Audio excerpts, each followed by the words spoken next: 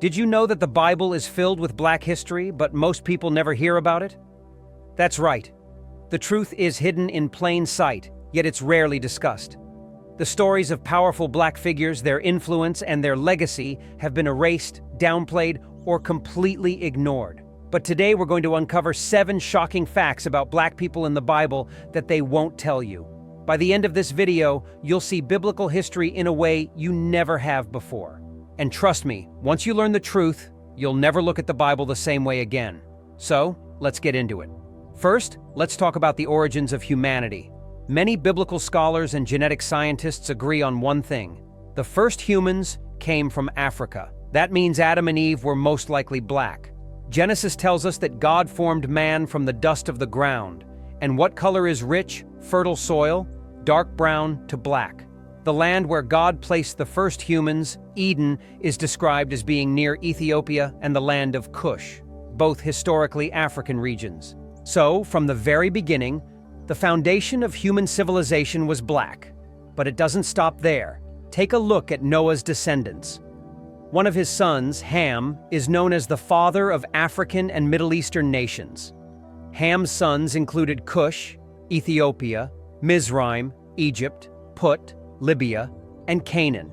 These names still correspond to African and Middle Eastern locations today. That means some of the greatest civilizations in biblical history, Egypt, Ethiopia, and Canaan, were built by black people. And speaking of Egypt, let's get into something that will completely change the way you see biblical events. Moses was mistaken for an Egyptian. Now, why is that important? Because Egyptians at the time were black. We know this because of ancient paintings, sculptures, and historical records. When Moses fled Egypt and arrived in Midian, Jethro's daughters saw him and assumed he was an Egyptian. That means Moses had to look like one, a black man. The same Moses who led the Israelites out of slavery, spoke to God through the burning bush, and received the 10 Commandments was likely a black man. And Moses wasn't the only major biblical figure connected to Egypt. Jesus himself lived in Africa. This is one of the most overlooked facts in the Bible. When King Herod wanted to kill baby Jesus, where did Joseph and Mary take him? Egypt. They didn't just pass through, they lived there until Herod died. Now think about this logically. If Jesus and his family were white, how could they hide among Egyptians? The only way they could blend in was if they looked like the people around them. And the people in Egypt were black. Yet for centuries, we've been given a completely different image of Jesus. A European man with pale skin and light hair. But historical and biblical evidence suggests otherwise.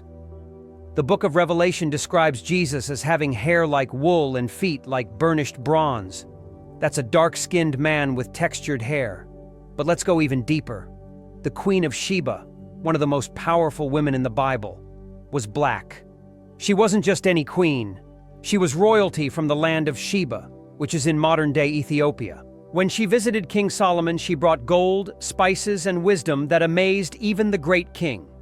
Ethiopian tradition holds that she had a son with Solomon, and her lineage continued through Ethiopian royalty for generations.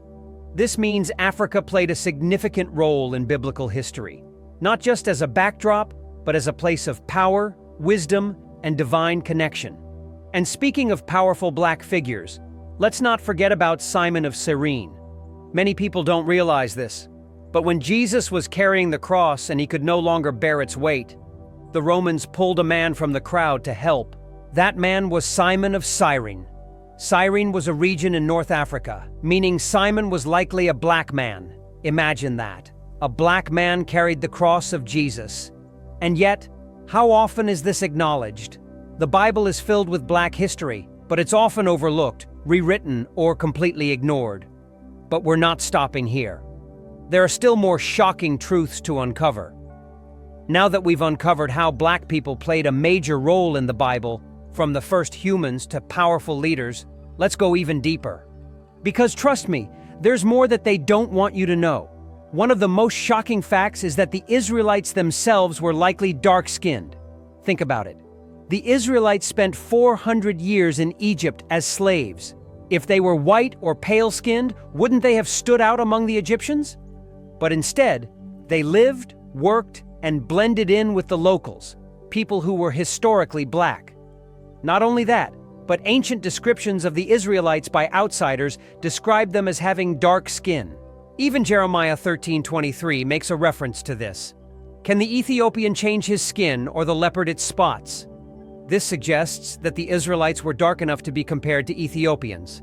And let's not forget that Moses' own wife, Zipporah, was from Midian, a region in Africa. But here's something even more mind-blowing. The early church had strong African roots.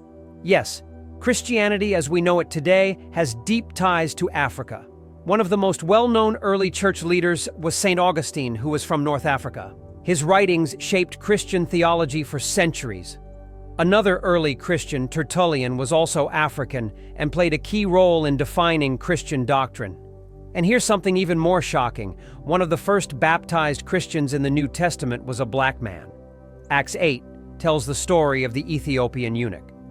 This man was a high-ranking official in the court of Candace, the queen of Ethiopia. He was reading the book of Isaiah when Philip approached him and explained the gospel. The Ethiopian eunuch believed, got baptized, and took Christianity back to Ethiopia. This means Africa was one of the first places to receive Christianity. Not Rome, not Europe, Africa. But for some reason, people still believe Christianity was a white man's religion. That couldn't be further from the truth. Black people were among the first to embrace the faith and spread it. And let's talk about another powerful African queen, one that most people don't even know is mentioned in the Bible. Queen Candace of Ethiopia. In Acts 8, the Ethiopian eunuch served under Candace, which was a title for the queens of Ethiopia. These queens were not just figureheads, they ruled powerful, wealthy kingdoms. In fact, historical records show that Ethiopia was one of the few nations that even Rome feared. The Ethiopian kingdom was so powerful that the Romans never conquered it. So when people talk about biblical history without mentioning Africa, they are erasing the truth. Black people were not just side characters in the Bible, they were at the center of God's plan. And it's not just about history, it's about identity.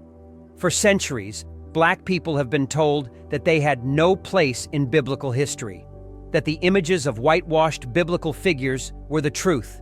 But the reality is, black people were kings, queens, prophets, warriors, and disciples in the Bible. But why don't they teach this in churches? Why is this hidden? Because history has been rewritten, and we're here to bring the truth back. Now that we've uncovered how black people played a major role in the Bible, from the first humans to powerful leaders, prophets, and disciples, let's bring it all together. Because this final part, it's going to challenge everything you thought you knew. We've already established that Africa was a central part of biblical history, but let's go even deeper. Did you know that Jesus himself prophesied about the suffering of black people? In Luke 21:24, Jesus warns that his people would be led away captive into all nations. Now think about history. Who are the people that were scattered across the world in captivity? Who were taken from their lands, enslaved, and forced into oppression for centuries? This isn't just a historical coincidence. This is prophecy, and it doesn't stop there. Revelation 1:14-15 describes Jesus with hair like wool and feet like bronze burned in a furnace. Now be honest, who has hair like wool? Who has deep, rich bronze skin? Yet for centuries we've been shown an image of a pale-skinned, blue-eyed Jesus that doesn't match biblical descriptions. Why? Because the truth would challenge the false narratives that have been pushed for generations. The truth would empower people. And that brings us to the biggest question of all. Why was black history erased from the Bible? The answer is simple: power. If people knew that black people were kings, queens, and prophets in the Bible, they would understand their divine heritage. They would see themselves in the story of God. They would know that they were never meant to be oppressed. They were meant to lead. For centuries, Christianity was used as a tool for colonization. But the truth is that Christianity was in Africa before it ever reached Europe. Ethiopia embraced Christianity long before Rome did. African scholars helped shape Christian theology. Black people played a direct role in spreading the gospel. And yet, the truth was buried. But here's the thing about truth. It always finds a way to rise. And now that you know, what will you do with this knowledge? Will you let this be just another video you watched? Or will you start questioning what you've been told? Will you start reading the Bible with new eyes? Will you dig deeper? Because this isn't just history. This is identity. This is power. This is truth. Now that we've uncovered so much hidden history about Black people in the Bible, let's go even deeper. Because the more you look, the clearer it becomes. Black people were never on the sidelines of biblical history. They were at the very center. And one of the biggest cover-ups, the role of Egypt and Cush in shaping the biblical world. Let's start with Egypt. In modern media, we're constantly shown ancient Egyptians as Middle Eastern or even European-looking. But historical records, and even the Bible itself, say otherwise. Egypt was a powerful Black civilization that played a massive role in biblical events. Take Joseph, for example. He was sold into slavery by his brothers and taken to Egypt. Now, if Joseph had been a pale-skinned man, how could he have lived among the Egyptians for years without standing out? Not only did Joseph rise to power in Egypt, but he even married an Egyptian woman and had children, Ephraim and Manasseh, who later became key figures in Israel's history. That means 2 of the 12 tribes of Israel had Egyptian blood. And what about Moses? He was raised as an Egyptian prince. Pharaoh's daughter took him in as a baby, and he lived in the royal palace. Again, if he didn't look like an Egyptian, how could he have passed as one for decades? The answer is clear. Moses looked like the Black Egyptians around him. But here's another mind-blowing fact. Cush, also known as Nubia or Ethiopia, was a major biblical superpower. Cush is mentioned over 50 times in the Bible, yet it's rarely talked about. Why? Because Cush was a Black kingdom that rivaled Egypt in power. In fact, some historians believe that before Moses fled to the wilderness, he actually led an army against Cush, and even married a Cushite woman. This would mean Moses was deeply connected to African nations and cultures. But let's talk about the biggest biblical figure of all, Jesus. People argue about Jesus' appearance, but what we do know is that he spent part of his childhood in Egypt. In Matthew 2:13-15, Joseph and Mary fled to Egypt to protect Jesus from King Herod. Now, let's think logically. If Jesus had pale skin, would he have been safe hiding in Egypt? Or would he have stood out? Jesus and his family blended in because the people of Egypt looked like him. But this brings us to something even deeper, the prophetic significance of Black nations in the Bible. Isaiah 18 speaks of a powerful nation beyond the rivers of Cush. Some scholars believe this is a reference to Africa's future role in God's plan. Psalm 68:31 says, "Princes shall come out of Egypt. Ethiopia shall soon stretch out her hands unto God." What does that mean? It means that Black nations are not forgotten in God's plan. In fact, the Bible prophesied that Africa would play a major role in the spreading of faith, and history proves it. Ethiopia became one of the first Christian nations in the world. The Ethiopian Orthodox Church traces its roots all the way back to the 1st century. Christianity didn't start in Europe. It started in the Middle East and Africa. But why was all of this erased? Why were these truths hidden? Because identity is power. If Black people knew that they were central to biblical history, if they knew that they were kings, queens, warriors, and prophets in the Bible, if they knew that their ancestors were not slaves but leaders in God's story, it would change everything. That's why, for centuries, history was rewritten. Images of whitewashed biblical figures were spread. The contributions of African nations were ignored. Black people were told that Christianity was not their religion. But the truth is coming out now. And here's the real question. What will you do with this knowledge?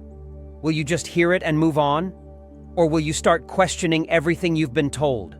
Will you start reading the Bible with fresh eyes? Will you start reclaiming your history? Because this isn't just about the past, it's about the future. Now, I want to hear from you. What shocked you the most in this video? Have you ever heard these facts before? Do you think this information should be taught more widely?